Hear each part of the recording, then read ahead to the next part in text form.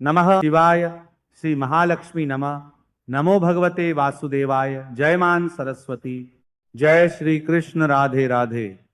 आज मैं आपको ऐसी महत्वपूर्ण बात बताने जा रहा हूं जिसे यदि आपने समझदारी और संयम के साथ अपनाया तो यह समय आपके जीवन में बड़ा सकारात्मक परिवर्तन ला सकता है। इसलिए 3 मार्च 2026 को पड़ने वाले इस विशेष चंद्र ग्रहण को हल्के में लेने की गलती बिल्कुल न करें और पूरी जानकारी ध्यान से समझें। फाल्गुन पूर्णिमा के दिन पड़ रहा यह चंद्र ग्रहण परंपरागत मान्यताओं के अनुसार संवेदनशील माना गया है, जिसे सामान्य भाषा में लालिमा लिए चंद्रमा अर्थात ब्लड मून भी कहा जाता है। ज्योतिषीय गणनाओं के अनुसार ग्रहण का प्रारंभ दोपहर लगभग 3:20 से माना गया है। लगभग 3:20 से माना गया है। भारत में चंद्रोदय के समय लगभग शाम 6:20 के आसपास इसका दृश्य प्रभाव दिखाई देगा और लगभग 6:47 पर इसका समापन माना गया है।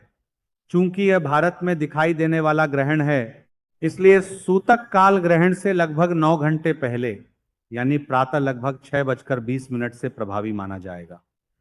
सूतक का अर्थ भय नहीं बल्कि सावधानी, संयम और सजगता है।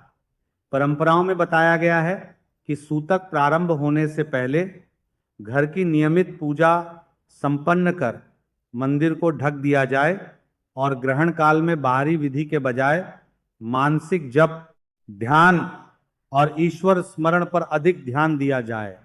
इस समय नया भोजन पकाने से बचना, पहले से रखे भोजन में तुलसी पत्ता डालना, अनावश्यक कटाई, छंटाई, बाल या नाखून काटने जैसे कार्य टालना, क्रोध और विवाद से दूर रहना उचित माना गया है। गर्भवती महिलाओं को विशेष सावधानी रखते हुए शांत वातावरण में विश्राम करने की सलाह दी जाती है। वहीं यह समय जप, ध्यान, गायत्री मंत्र, महामृत्युंजय मंत्र या अपने इष्ट नाम के स्मरण के लिए अत्यंत फलदायी माना गया है। ग्रहण समाप्ति के बाद स्नान, स्वच्छ वस्त्र धारण, घर की हल्की सफाई, गंगाजल का छिड़काव और सामान्य पूजा प्रारंभ करना शुभ बताया गया है। अपनी श्रद्धा अनुसार चावल, दूध, चीनी या सफेद वस्त्र का दान करना, अगले दिन गाय को हरी घास या गुड़ मिली रोटी खिलाना और पक्षियों को दाना देना करुणा और सकारात्मकता का प्रतीक माना गया है। इसका मूल संदेश यही है कि जैसे चंद्रमा कुछ समय के लिए छाया में जाकर पुनः प्रकाशमान होता है, वैसे ही जीवन के कठिन क्षण स्थायी नहीं होते। यदि हम संयम, सेवा और सकारात्मक सोच बनाए रखें तो वही समय हमारे लिए नए अवसरों का द्वार खोल सकता है।